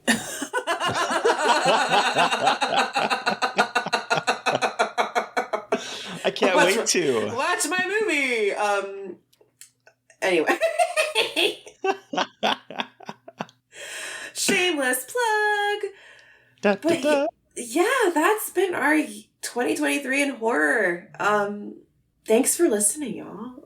I mean, what do you think? Be nice. Don't be mad if we ranked things and you didn't like it. Tell us what your favorites were and be nice about it. You can let us know by sending us... Don't come after me, Scream fans. Yeah. Send us an email at scarredforlifepodcast@gmail.com, or you can reach out to us on social media. I am at mbmcandrews on Twitter and at mb.mcandrews on Instagram. And I'm at Gaily Dreadful everywhere. Obviously, don't forget to follow the podcast on the social media. We are at Scarred Podcast on Twitter and Blue Sky, and at Scarred for Life Podcast on Instagram. So please don't forget to review, rate, and subscribe. And I can safely say that by now, we are not going to hit the 200 for me to watch Infested. So Carter, the ball is literally in your court. Yeah. If you want me to watch this movie. So, RIP. But please still give us a rating and review if you enjoy what we do. And if you want to help support us, we are on Patreon. We're doing Fresh Wounds. We're doing all this fun stuff.